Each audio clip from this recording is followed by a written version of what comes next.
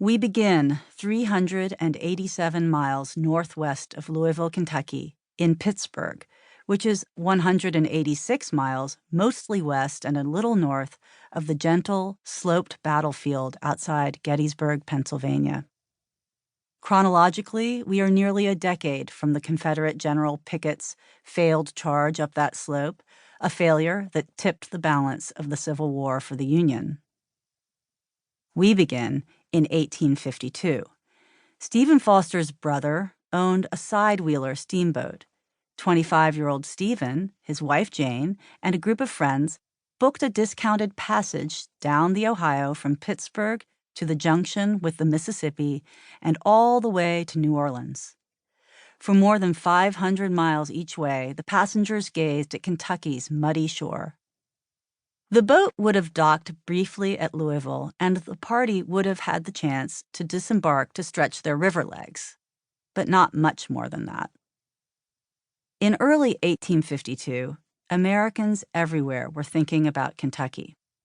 Harriet Beecher Stowe's just-published novel Uncle Tom's Cabin, or Life Among the Lowly, the most talked-about piece of fiction in the young nation's history, opened on a Kentucky farm.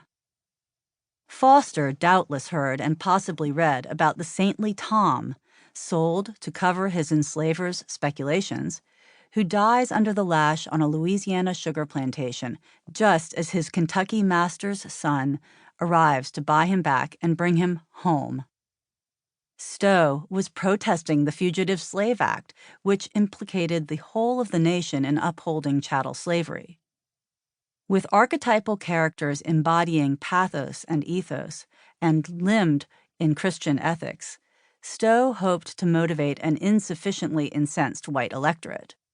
She supplied her readers with white villains to blame and white heroes to claim.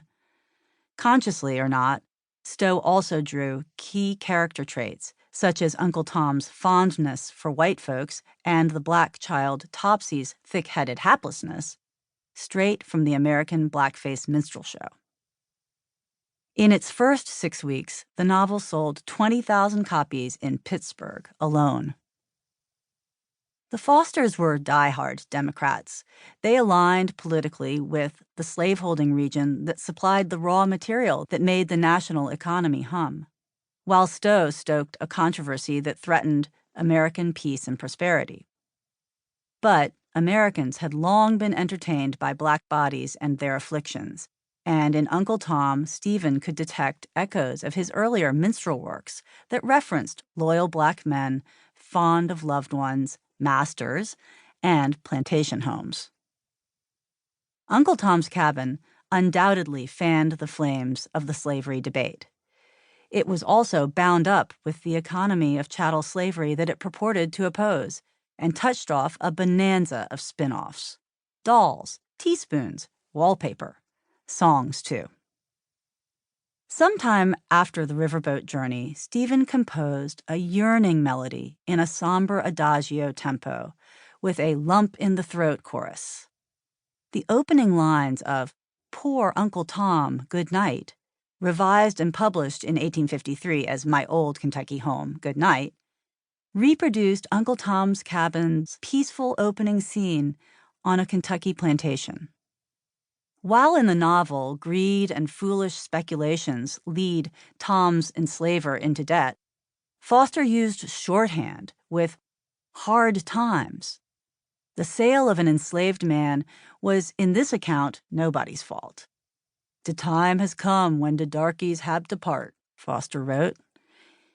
In the chorus, moreover, Tom's faith in a worthier world provided relief from earthly trials.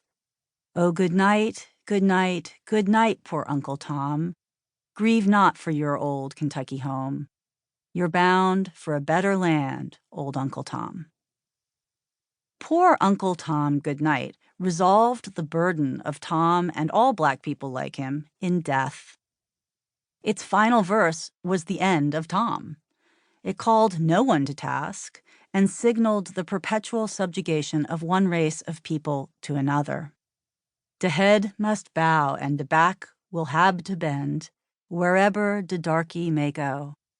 A few more days, and de troubles all will end.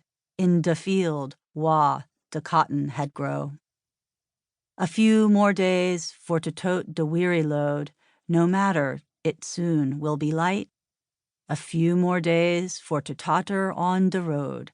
Den poor Uncle Tom, good night.